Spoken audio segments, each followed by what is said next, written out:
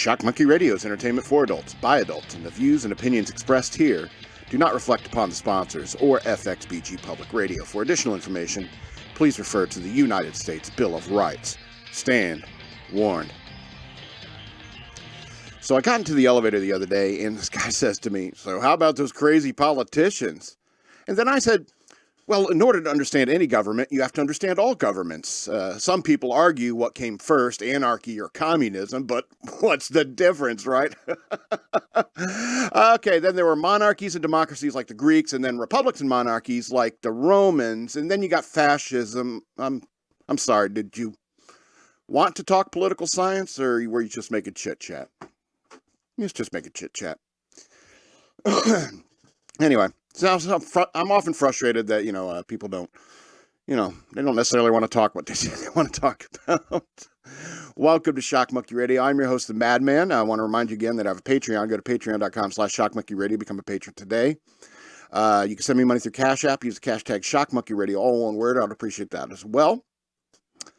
You can follow me on social media over here at DNALETSAW on Twitter, or X now.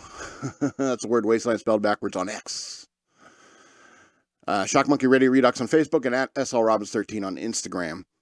All right. I also have books. Look for just in the links below for the books. Anyway.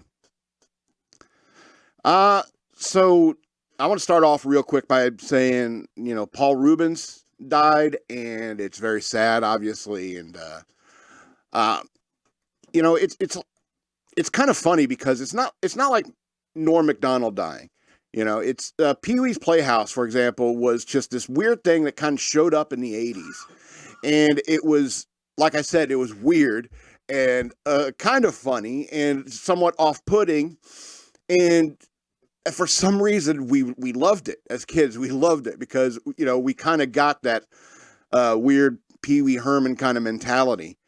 And, Pee-wee Herman, he obviously went on to make that great movie, Pee-wee's Big Adventure. That was a really good one.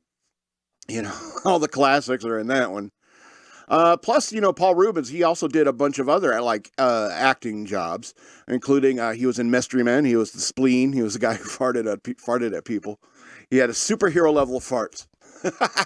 And so he also was in that very good movie Blow, that Johnny Depp movie Blow. He played that. I don't know if he was ever affirmed as gay, but a very effeminate hairdresser who was helping him sell cocaine. And, so it's not like he only did comedy and even that juvenile kind of Pee-wee Herman comedy at that. So, I mean, he did comedy and he did comedy well, even in not juvenile Pee-wee Herman thing. And then there was that time, remember when he did that commercial, was in the late 80s, and his Pee-wee Herman did a real close up on his face? This is crack. You remember that commercial? Trying to keep people from doing drugs? And then there was that thing where he went to an adult theater and somebody, what do people do in adult theaters? And so Paul Reubens, Pee-wee Herman, touches himself. Oh, no. How could we have ever guessed that he would, a human being would ever do that? And so in many ways, it kind of stigmatized him. And And I think the reason why is because Pee-wee's Playhouse and Pee-wee's Big Adventure movies like that, they were kind of marketed towards children. And that was the big issue when it came to Paul Reubens. But let's not discount the amount of the hours upon hours of entertainment that he gave me as a child, and growing up, and even later in life when I saw other things that he was in. I was old enough to see other movies that he was in. Yeah, so, Buffy the Vampire Slayer movie. He was, huh? His death. Oh, yeah, I saw that on Twitter. A lot of people have been sharing their favorite clips of Paul Reubens and stuff like that on X and so forth. And I love it. It just shows how many people's lives his comedy has touched.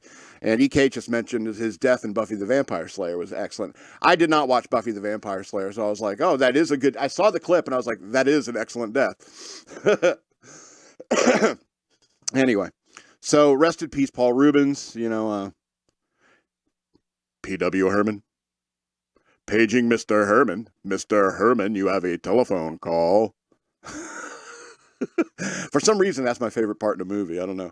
It's the overdubbing of Pee-wee's voice. It's like, we can't have this guy's voice on camera. Probably because Pee-wee Herman said, your voice, like some producer said, your voice is grating. When you do that voice, it's just real voice. It's kind of grating. You know, it's... I guarantee you that's why that was put in there. They overdubbed him with that paging Mr. Herman, that voice. Anyway, rest in peace, Paul Reubens. Sorry, I misspelled your name in the notes. Missed that first T. So, I had a dream about I was in a casino, right? And I'm walking past these poker tables. I'm walking past these blackjack tables, craps tables, and stuff like that. Then I walk past this one table, and they're playing Axis and Allies, and they got chips, like behind all their little nation's pieces and stuff like that. And I was like, whoa, what is this? And I'm watching these people are like, they got like a certain amount of money on their nation winning in an Axis and Allies game. And I said, it's like, how do I get into one of these games? It's like, oh, you got to go sign up over there and so forth. And it's like, oh, so I go over this counter. And as I'm walking towards this counter where I go sign up to play Axis and Allies, I walk past a couple of other tables. And there's this one table, they're playing Dungeons and Dragons.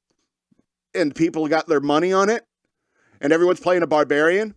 Because nobody wants to play, I'm going to wear a cloth caster and put my money on the line. You know what I mean? Everyone's playing the guy wears the best armor, has the best weapons, and does the most damage. And I'm walking past another one, and it's like competitive Monopoly.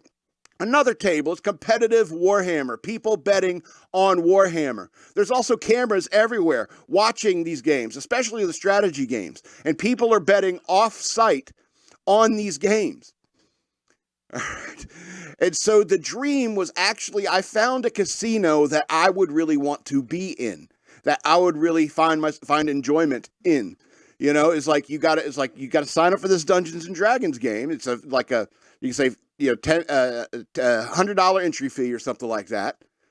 You got to make up a character based upon the rules and so forth. The judge has got to verify that your character is in line with the rules.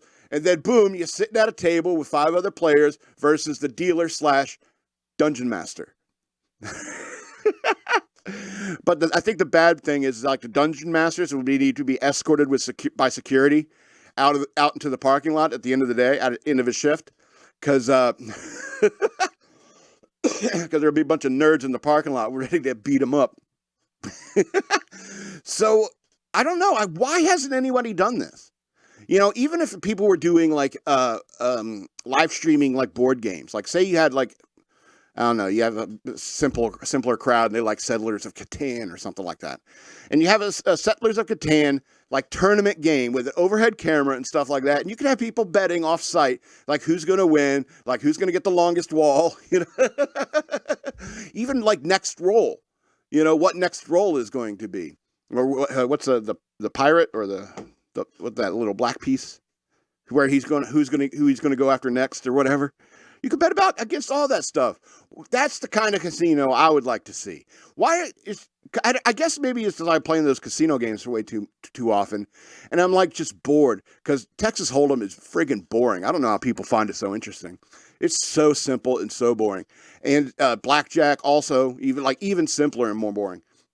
And so why don't they make better games that you could gamble on, you know?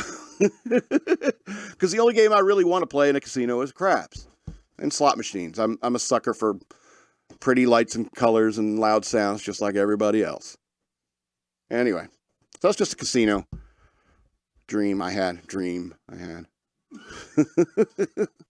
Not a writing session. Certainly that's not what that was. Yeah, it's going to be, we're going to short a show today. EK needs to get out of here. So I'm going to, I want to get through all my points and then maybe we'll speed through the news because EK is always accommodating for me and my schedule. And so I should do the same for him because that's what friends do. And that's kind of what I'm leading into is this is something that came to me a couple weeks ago and I've been trying to figure out what to name it, number one, and number two, like how to go about doing it. It seems to me is like I see so many videos of people being idiots out there on Twitter, and especially I see young men not knowing how to be men. And so I started thinking, it's like, maybe I should do like a how to do things men's style. And it's not even simple like a how to tie a tie. There's plenty of people doing videos like that. But what I mean is that, you know, it seems like there's a severe lack of masculinity among men these days. And sometimes it just irritates me. So I think I'm going to call this segment How to Man Up. And for this installment of How to Man Up, I'm going to talk about how to deal with the heat as a man. All right, and so does EK can get back in here. He can pull up the photo. So here's the thing about the heat. In this picture here, this is everything wrong with being a man on a hot day. You should know better. This is decadent. This is something Phoebe Cates does in a 1980s fun time summer movie. You understand what I'm saying? This is not what adult men do. Number one, you're wasting water. It is scientifically proven that you'll cool down even better if you drink it instead of dousing yourself with water like you're a girl. That's not what men do in the heat. Also, What, EK? Also, Men are talking. better served to put the shirt that he's wearing underwater rather than dump it on his head. Okay. Yes, like I said, men are talking. So, yeah, you're just basically wasting water at that point, and you don't dunk it on your head because it's a fleeting moment. That's a pleasure-based sensation. Don't do that. You suffer the heat in silence. You do not complain about the heat. Nobody wants to hear anyone complaining about it. Everyone knows it's hot. Everyone's sweating. Everyone knows it stinks. Everyone hates it. But with your whining, it makes everything worse. Plus, the more your mouth is open with your whining, the drier you get faster. So bear that in mind. Nobody wants to hear you complaining about how hot it is. A man, once a day, is allowed one neutral comment about something uncomfortable like the heat. And it better be after 6 or 7 hours of working in it. You know what I'm talking about? You're all soaked in basically what is, salt water. You got seawater on all your shirts. One man steps back, takes a second, pulls his hat, wipes his brow, says, "Ooh, it's a little bit warm today." You're allowed one comment like that a day as an adult man. All right? However, you get unlimited jokes about commenting upon the heat. For example, it's like, I went in to get a bottle of water out of my truck and it was stuck to the cup holder. I had to pop it off and melted down at the bottom. That's okay, even if it's a lie. All right, or it's like you could even say something that's like, "Boy, I cannot seem to get my sack off my left thigh," or even I thought I smelled bacon. I turned around, it's just a dead rat on the sidewalk. You're allowed unlimited jokes, but the jokes got to be more funny than they are complaints. You understand? That's how men deal with the heat. All right.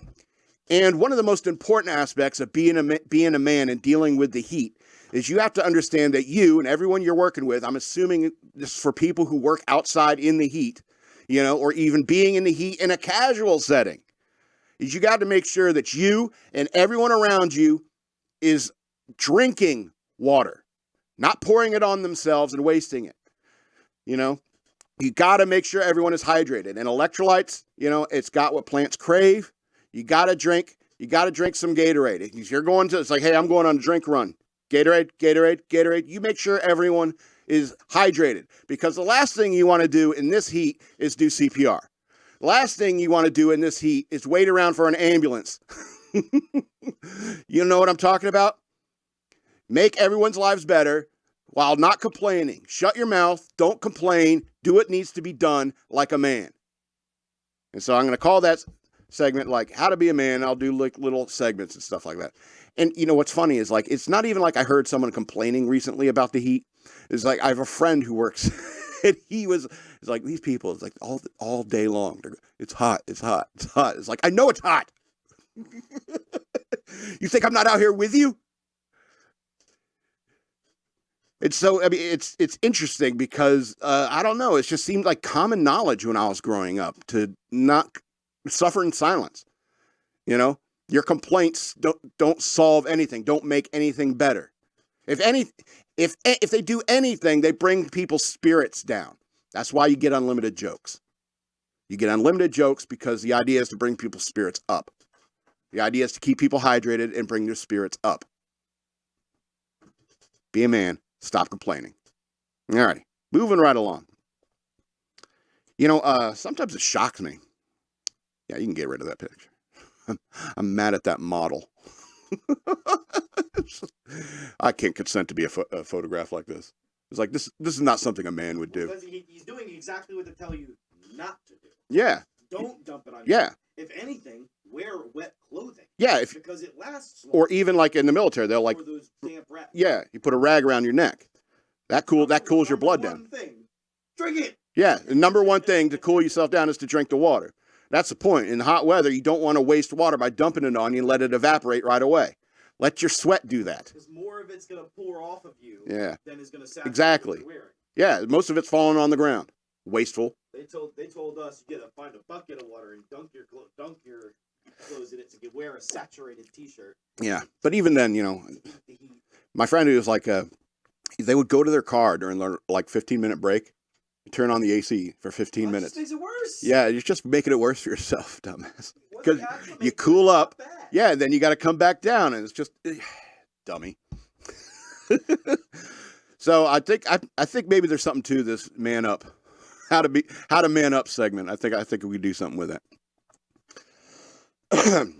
Yeah. So sometimes I'm shocked how much I read in comparison to other people. I know EK reads quite a bit. I mean, in comparison to a lot of people that I know. A lot of people I know never read the news or anything like that. EK is somewhat aware of what's going on in the culture. He scans social media and so forth. He scans websites and so forth, reads headlines. Don't read the articles, but I read the headlines. Yeah. EK is a headline reader. I get it. I'm a lead paragraph reader and a skimmer. Because, if you read as much as I have over my lifetime, you realize how fast that you read. And some people, it's because, what is it like? If somebody's reading a book, or so you're reading a book and it's okay, you can turn the page. Yeah. So I'm done with this. It's I know you're halfway through, but I'm done.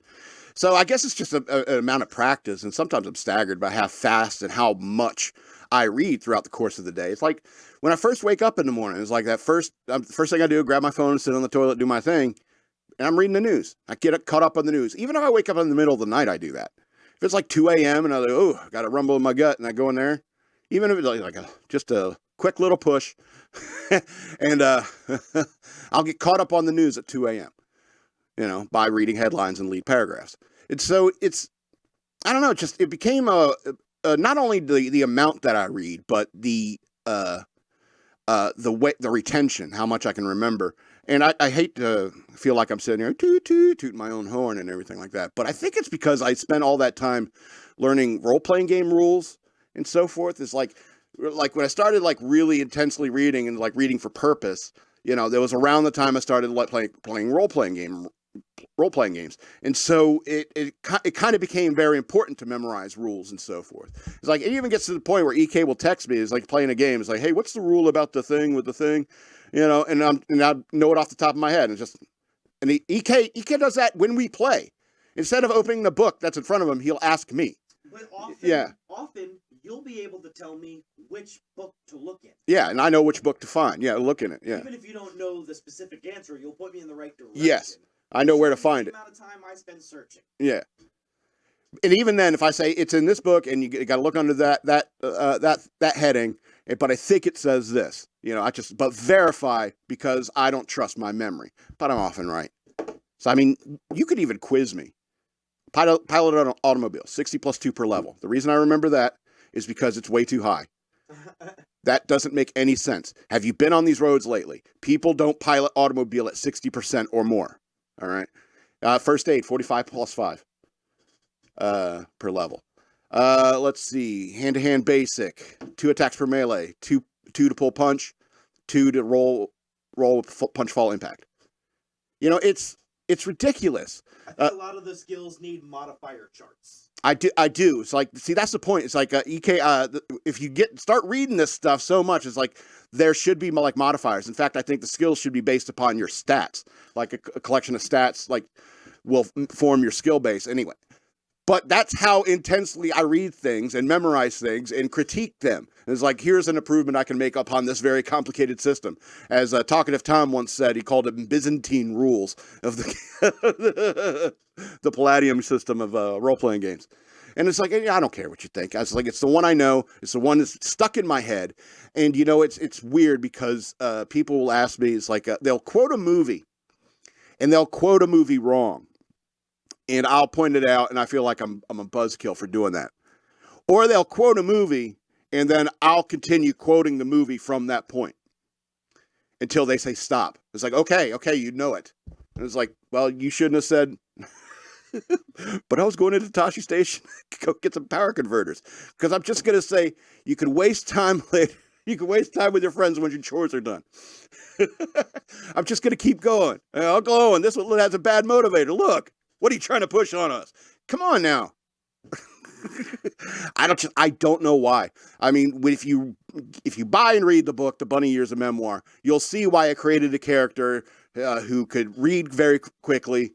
And he could also had photographic memory, and he had a couple of other spookier powers, And so it's kind of based upon like me as a person in many ways. And it just, every now and then I'll have a conversation with somebody, and I'll be talking about something I feel like it's a very prominent thing in the news. And they're like, what?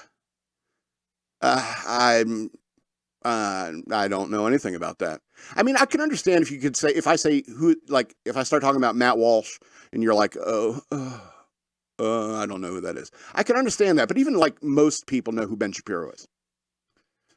So, I mean, it's strange to me sometimes. It's like, it's funny. It's funny. You don't read or remember as much as I do. And yet you think you know so much more than me. That's curious. That's curious. Anyway, if you want, you can quiz me on Heroes Unlimited games and stuff like that. I know the rules. All right, one more thing before we jump through the news real quick. You watching the show, Ryan? You watching the show?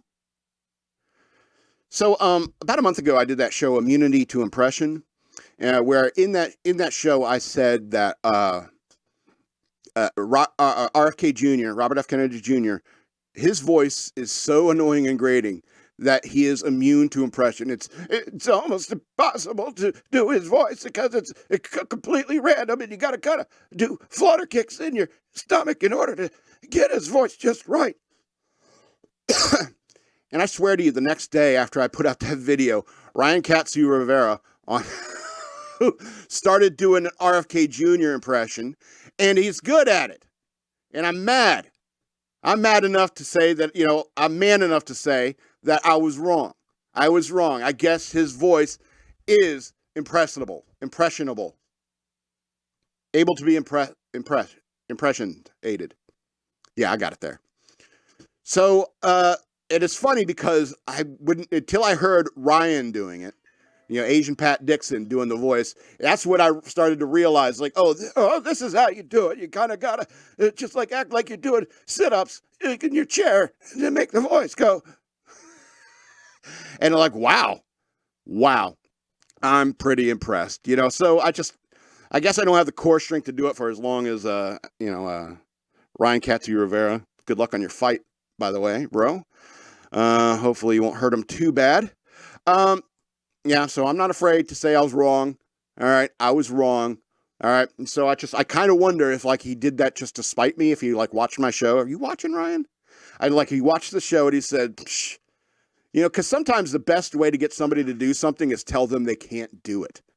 Right? It's like the guy who climbed up Mount Everest. Probably the first couple of guys who tried to climb up Mount Everest. Somebody said, "Don't go up there. You're going to die." And so there's people who went up there and died. But there was people who ended up actually going up there and lived. And so that's kind of like, I'm not comparing, doing celebrity impressions to climbing Mount Everest. But what I'm saying is that you tell somebody they can't do it, they're kind of going to want to do it. Or like it's impossible. So I think that that's interesting. And if Ryan watches my show and he gets a chuckle all the way in New York and stuff like that, I find that to be incredibly interesting. and probably the point why I do this show. It's because, you know, I have friends out there who, I know a lot of the people who watch are friends, you know, from my past, my Navy days and, you know, whatever, and stuff like that. And this is a way that they can, like, connect with me in some way in these days, even though we are separated by miles and miles apart, and even living in different worlds in many ways, where, you know, where Ryan lives as opposed to where I live. You know, they have rats, we have squirrels. You know, it's kind of a, you know, and it's kind of the miracle of the internet, is that you can reach out and, like, touch somebody anywhere in the world, really. And so that's what I love about it, is even if it makes one person out there laugh, and if that person is Ryan Katsu-Rivera, I think that that's an excellent thing. Because, you know, I think everyone deserves a good chuckle every now and then. And if you don't have a sense of humor, it's like, I really don't know how far you got into this show before you already turned it off. I mean, you probably haven't gotten anything. Anyway. Yeah, the only reason I mentioned that is because apparently see, I'll never understand why some videos get more hits than others. And so I put out a video last week called Rush Jokes and Pretentious Hipsters, where I talk about the band Rush and how some people don't know, some women especially, don't know who Rush are. And somebody mistakenly thinks Rush is a type of cocaine. And that was a joke. And then I followed that up by talking about wardrobes and pretentious hipsters who wear suits, even though they have horrible taste in art. And so, but that had like 84 views. It went up 2 views since the last time I checked, which was at the beginning of the show. So I don't know why. I think maybe it's because I was talking about Gavin McInnes. Or it could be the fact that that was a good Rush joke. I don't know. Or maybe, you know, everyone, you know, Ryan Katsu-Rivera is showing it to Gavin McInnes. Hey, this guy has a really good point about you. And right now, Gavin McInnes is plotting to kill me, sending his Proud Boys after me. I'm kidding, of course. I'm kidding, of course. All right, let's go through the news real quick. News worth knowing. Notice I didn't dump it on my head. All right, let's talk about Zero Rizz strikes again. You remember this guy. I called him Zero Rizz. I wanted to call him Zero Cool, but he's not even that cool. Because if you know what Zero Cool means, you know that's a little bit cool. It's more cool than Mike Pence. So Mike Pence comes out swinging at Trump following the January 6th indictment. Quote, should never be president. Former Vice President Mike Pence did not parse words when reacted to former President Trump's indictment by Special Counsel Jack Smith on Tuesday. In a statement released following Trump's indictment on charges related to the January 6, 2021 riot, that's Mike air quotes, at the U.S. Capitol in efforts to overturn the 2020 presidential election, Pence accused Trump of putting himself over the Constitution and said a Trump candidacy would serve as a distraction for President Biden's disastrous record. I'm sorry, Mr. Pence, but that is a glaring, obvious thing. There's no way Trump could take attention away from that. So he went on to say, today's indictment serves as an important reminder. Anyone who puts himself over the Constitution should never be president of the United States, Pence said. I will have more to say about the government's case after reviewing the indictment. The former president is entitled to the presumption of innocence, but with this indictment, his candidacy means more talk about January 6th and more distractions. As Americans, his candidacy means less attention paid to Joe Biden's disastrous economic policies, afflicting millions across the United States and a pattern of corruption with Hunter, he said. He declared the country was more important than one man and that the Constitution was more important than one man's career. On January 6th, former President Trump demanded that I choose between him and the Constitution. I chose the Constitution, and I always will. As your president, as your president, okay. I will not yield an inch to defending America, our people, or our values, and I promise you I'll do so in a way consistent with my oath to the Constitution and the character and decency of the American people. We will restore a threshold of integrity and civility in public life so we can bring real solutions to the challenges plaguing our nation, he added. So, I guess nations does work because, you know, there's severe impact on other nations because of what we do. Anyway, so here's the thing about Mike Pence. I won't say he was wrong for not overturning, you know, the election. I think he did the right thing by siding with the Constitution. I think that, yes, that's what he should have done. But, I mean, when it comes to the January 6th quote unquote riot, you know, it's like, I think there's a lot of information showing that it was probably a thing done by feds. All right. That doesn't change the nature of all the votes. All right. You can have conversations about stuffed ballot boxes and ballot harvesting and all that. All right. But the government has to continue on. You know, and I think that's Mike Pence's point. Unfortunately, Mike Pence's problem, I'm starting to do alliteration on purpose now. Mike Pence's particular problem is is that he, like I said, he has zero Rizz. You know, he has no charisma. And after that thing with Tucker Carlson, it's a soundbite that's going to pop up every single time, no matter your understanding of it. It's going to be a soundbite that'd be used against you if he were ever the front runner in the Republican Party. So unfortunately, you got to bow out, Mike. I'm sorry, buddy. Maybe next time. I mean, we got to keep moving. All right. We'll skip this one because it's kind of the same story. Let's go to this.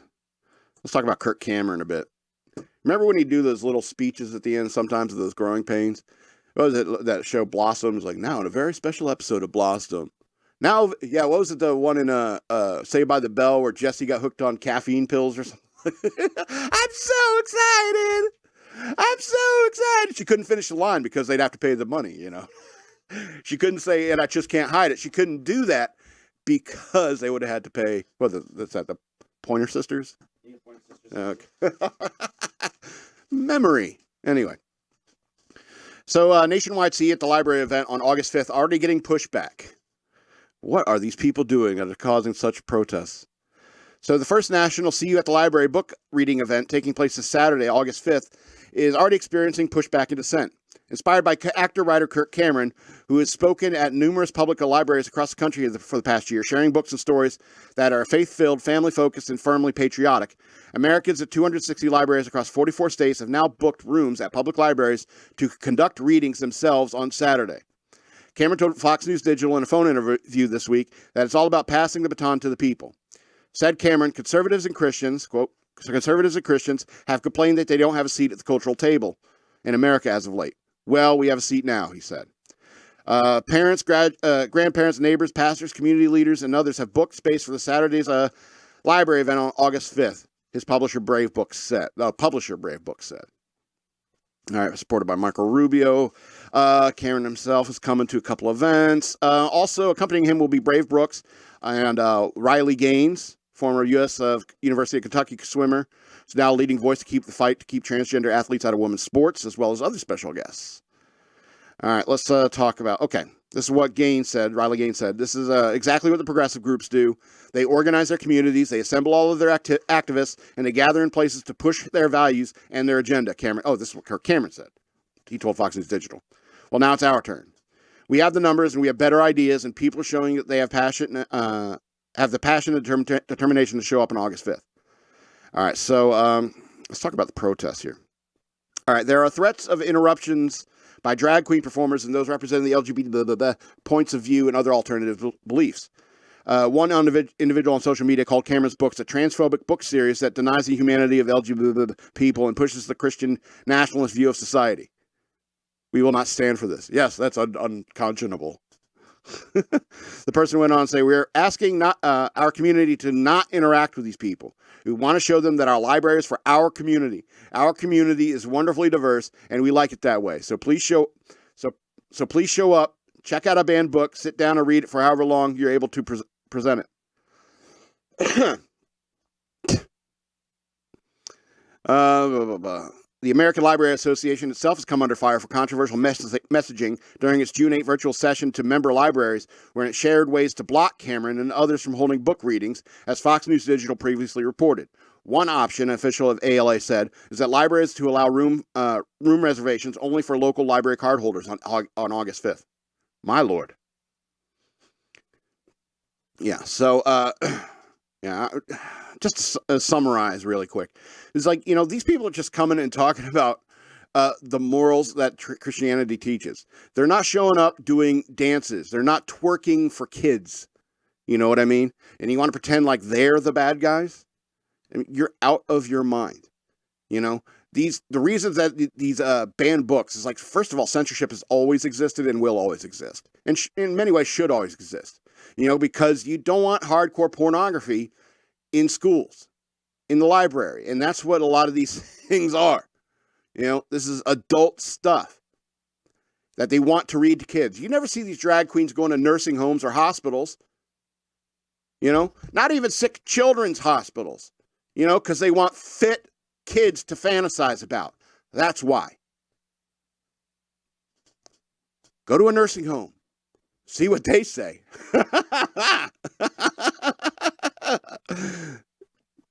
Anyway, and that's the problem. Is like a lot of these libraries and, you know, like the public education system is run by a bunch of liberal women. Liberal women. And women, God bless them, they're very accepting and accommodating, and they're designed that way for a reason. But the reason is not that we should base our society upon that kind of acceptance. All right? That kind of love that a woman has for people who are marginalized in society, that kind of love is what is maternal love is based upon. So you love your child no matter what. That's what that love is designed for. All right? It's not so that you can protect weirdos coming in to like flash their nuts at a kid. You understand what I'm saying? It seems really simple to me. Instead of Kirk Cameron showing up and reading a book about why they love America. Why you should love America. Because you should. Because we've tolerated all of this nonsense up to this point. Anyway. All right. We got to quickly finish up. Facebook files reveal links. The White House would go to try to control the COVID narrative on social media, but I think we kind of covered the story before. Is that the government had like access portals through social media like Facebook and Twitter and so forth, in order that they can control people who are talking about against the COVID, against the vaccine and so forth. So I think we already covered that story in the past at one point or another. All right, let's talk about this one. I definitely want to talk about this one. So. Reddit user desperate for advice after wife locks son out of house for drinking. Man who claimed that he was in a fight with his wife after she locked her 16-year-old son out of the house as punishment for drinking is receiving support on Reddit. User Dad Throwaway 788 as subscriber of the Am I the Asshole subreddit to weigh in blah blah blah for freaking out. My wife locked her son out of the house the night after he drank alcohol. In the post, Dad 39 explained that his wife 40 had a 16-year-old son, and that although the incident occurred a few days ago, she is still mad at me, he said. I was on a work trip with so my wife was at home with our son, wrote the father. When I got back, I found out that he had been hanging out with his friends, and they convinced him to drink some beer, and he got a little drunk, he said. Convinced him? Anyway. I'm not saying what he did was right, but he and I had to talk about it, and it's fine. My wife, however, was considerably more upset. When he came home and my wife found out, she was furious and kicked him out and refused to let him back in until morning, he wrote. He was begging for him to let him in, and she wouldn't. The dad said he was furious when he found out that his son was locked out overnight. Quote, regardless of what he did, she made a slightly drunk teenager stay outside by himself at night. Something very bad could have happened to him, he added. Yes! Yes! The father also noted that he and his wife had a huge argument over it. Of course, because women can never admit they're wrong. Anyway, she just kept saying that it's our son's fault for drinking alcohol. Yes, but you're wrong for how you reacted to it. That's what the argument is about. Anyway, as a result of what transpired, blah, blah, so my wife isn't really talking to me now, and my son isn't talking to his mom. And while he wrote that he feels like he thinks it's right, the man also asked others on Reddit to share their opinion, blah, blah, blah, other people's opinions. But we're talking about my opinion here. And this is why, the male role in the house needs to be the executive authority. That's an emotional decision to lock your son out of the house. And you're not thinking clearly if you do something like that. You're either too angry to think about what's the proper thing to do. You let your son in the house and you scold him all the way until his headache starts. You understand what I'm saying? You continue reading him the riot act until the hangover starts creeping in. All right? That's what you do. All right? You don't lock him out of the house, a minor, at night who has had alcohol. What if he starts wandering somewhere? What if he goes somewhere and encounters a criminal? Or he encounters a police officer, and the police officer says, what are you doing out so late? Why do I smell alcohol? Do you have ID? Where do you live? I'm going to have to put you in handcuffs. I'm going to have to pat you down. That's irresponsible of this mother to do this. She should not have done that, because a lot of horrible things could have happened. And clearly your son's mad at you, and he's probably going to be mad at you for a long time because you did something so wrong. That's the point. But this woman refuses to admit and accept how wrong she is, and that's why there's an argument. That's why the son is resentful. That's why the husband is upset. That's the point. You know, if the roles were reversed, if the wife was out of town and the son came home and the dad said, "It's like, no, I'm locking you out of the house," I would say that he is wrong. All right? If he had did the same thing. So I don't even know what this lady was thinking. You would think that all mothers would have that maternal love, but, you know, there are such things as sociopaths. Anyway, we got to end it. I just wanted to talk real quickly about a 100-foot bologna sandwich at the Pennsylvania Fair. The only reason I mention it is because it almost sounded delicious until I realized they put provolone on it. And how do you put provolone on Lebanon bologna? You should Colby Jack. Should be Colby Jack with Lebanon bologna. I love Lebanon bologna. Anyway, I guess when I was reading the news, I was hungry. I hadn't had lunch. And so I was like, oh, let's talk about this bologna sandwich. Anyway, but we got to end it early tonight. EK's got bigger and better fish to fry. And so, yeah, I'm going to remind you again to have a Patreon over here. Patreon.com/shockmonkeyradio. Become a patron today. Go to Shock Monkey Radio, hashtag Shock Monkey Radio. Send me money through Cash App. Follow me on social media. You can find the links, the usernames over here. Also, you can buy my books. They're available down in the description below. So this has been Shock Monkey Radio. I'm the Madman, and I love you.